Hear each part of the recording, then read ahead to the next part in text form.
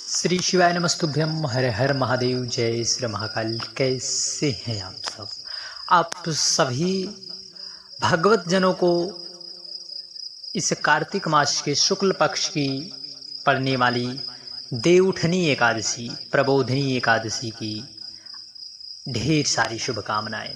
सभी भगवत प्रेमियों को इस कार्तिक मास के शुक्ल पक्ष की एकादशी की तिथि का विशेष रूप से इंतजार रहता है कि कब आवे वह तिथि जो भगवान श्री हरि नारायण विष्णु को प्रसन्न करने वाली, साथ ही साथ देवाधिदेव महादेव की कृपा प्राप्त कराने वाली, हमारे मन मस्तिष्क में भगवान श्री हरि के चरणों में सदा सर्वदा प्रीति बनी रहे, ऐसी कामना करने के लिए यह एकादशी। तो आइए जानते हैं कब की है एकादशी। सर्वप्रथम जानते हैं कब की है एकादशी। 11 नवंबर या फिर 12 नवंबर। साथ ही साथ यह भी जानेंगे कौन कौन से उपाय करना है, क्योंकि जब जब एकादशी की तिथि आती है तब हम आप सभी लोगों तक पूज्य गुरुदेव पंडित प्रदीप मिश्रा जी के द्वारा बताए गए उपाय को जरूर सरल आसान शब्दों में समझाने का प्रयास करते हैं। इसलिए आप सभी लोग अवश्य सुनना, वीडियो को अंत तक जरूर देखें। श्री शिवाय नमस्तुभ्यम। हर हर महादेव। आपको बता दें कि देवउठनी एकादशी साल 2024 एकादशी की तिथि 11 नवंबर। तुलना लिख लेना भाई। 11 नवंबर को शाम 6:46 से प्रारंभ हो रही है, अर्थात शुरू हो रही है 6:46 से, वो भी शाम के समय। तो एकादशी तिथि का समापन 12 नवंबर को शाम 4:04 पर होगा। कब? 12 नवंबर को। तो ऐसे में हम सभी भगवत जन अपने सनातन शास्त्रों, पुराणों, पांचांगों की विशेष महत्वता को देखते हुए उदया तिथि के अनुसार हम सभी भगवत जन इस साल देवउठनी एकादशी का व्रत 12 नवंबर को ही करने वाले हैं। 12 नवंबर इसे प्रबोधिनी एकादशी, देवोत्थान एकादशी या देवउठनी एकादशी के नाम से जाना जाता है, जो कि मंगलवार को सभी भगवत जन भगवान श्री हरि नारायण के चरणों में प्रीत पाने के लिए इस एकादशी के व्रत को करेंगे।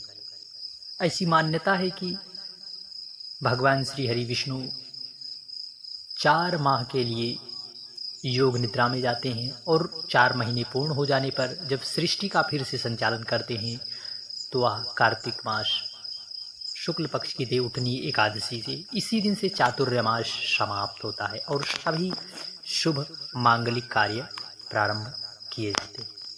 तो आइए जानते हैं कौन कौन से उपाय हम सभी भक्तजन पूज्य गुरुदेव पंडित प्रदीप मिश्रा जी के द्वारा नियम विशेष प्रावधानों को भी समझते हैं, जो कि शास्त्रों और पुराणों में वर्णित है। देखिए, इस दिन तो आप सभी लोग पहले नियम अवश्य सुनना। नियम में आप सभी भक्तजन इस दिन किसी भी व्यक्ति से जो है द्वेष की भावना न रखना, और इस दिन किसी भी व्यक्ति को अपने मुख से आड़ी टेढ़ी बात ना कहना, अपशब्द ना कहना। जितना हो सके अपने इस श्रीमुख के द्वारा संपूर्ण समय भगवत नाम जप में, भगवत संकीर्तन में अवश्य व्यतीत करें, क्योंकि एकादशी के व्रत में केवल हमारे भोग का ही व्रत नहीं होता, बल्कि मनसा वाचा कर्मणा के द्वारा भी हमें संकल्प लेना चाहिए। हमारे मन से, मस्तिष्क से किसी भी व्यक्ति के प्रति ठेस भाव की प्रवृत्तियां ना निकलें और सदा सर्वदा हमें उस व्यक्ति में भगवत भाव नजर आए, ऐसी भावना हमें इस व्रत के संकल्प में जरूर लेना है। इस दिन किसी भी वृक्ष की पत्तियां नहीं तोड़ी जाती। आप तुलसी दल आदि एक दिन पहले से ही उतार लावें, क्योंकि एकादशी में भगवान श्री हरि नारायण विष्णु को जो है तुलसी पत्र का भोग लगता है। तो उसमें तुलसी पत्र के भोग में आप सभी को बता दें, जो है आप सभी लोग पहले से ही तोड़ कर रख लें, और इस दिन उस व्यक्ति से जरूर दूरी बनाकर रखें जो भी व्यक्ति किसी भी व्यक्ति की निंदा करता है, ऐसी। और इस दिन हो सके तो आप सभी लोग झाड़ू का भी प्रयोग ना करें जो व्रत रख रहे हैं, और इस दिन व्रत की कथा को सुनना अति फलदायी है, और भगवान के नामों का संकीर्तन जरूर करें। और रात्रि के जागरण की तो क्या महिमा कही जाए। शास्त्रों और पुराणों ने तो विशेष रूप से बताया है रात्रि जागरण, क्योंकि एकादशी में रात्रि के जागरण का विशेष महत्व है। इसलिए सभी से निवेदन है कि रात्रि में जागरण अवश्य करें, क्योंकि रात्रि के जागरण, एकादशी में रात्रि के जागरण का विशेष महत्व है। श्री शिवाय नमस्तुभ्यम, हर हर महादेव, जय श्री महाकाल। बढ़ते हैं उपाय की ओर। यदि आपके घर या फिर दुकान में किसी भी प्रकार आप बार बार व्यापार बदल रहे हैं या फिर धन संपदा की आवक नहीं है, तो ऐसे में पूज्य गुरुदेव या फिर आपके घर के बच्चे किसी गलत संगति में पड़ गए हैं, तो ऐसे में आप सभी को जो है 7 बेलपत्र और गंगा का जल लेना है। क्या? 7 बेलपत्र और गंगा का जल। यह विशेष उपाय धन संपदा की वृद्धि तो कराता ही है, साथ ही साथ यदि आपका धन मान जो है गलत संगतियों में जा रहा है तो उससे भी आपको राहत जरूर मिलेगी। परंतु आपका विश्वास प्रभु महादेव के प्रति दृढ़ होना चाहिए, क्योंकि भगवान भक्त के भाव के भूखे हो।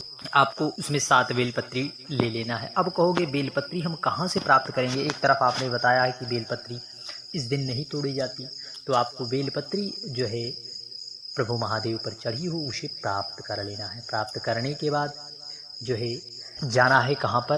प्रभु महादेव के मंदिर। वहाँ पर आपको जो है दिखाई देंगे कौन? भगवान नंदी। सर्वप्रथम आपको इस प्रकार से आपको नंदी दिखाई देंगे प्रभु महादेव के सन्मुख।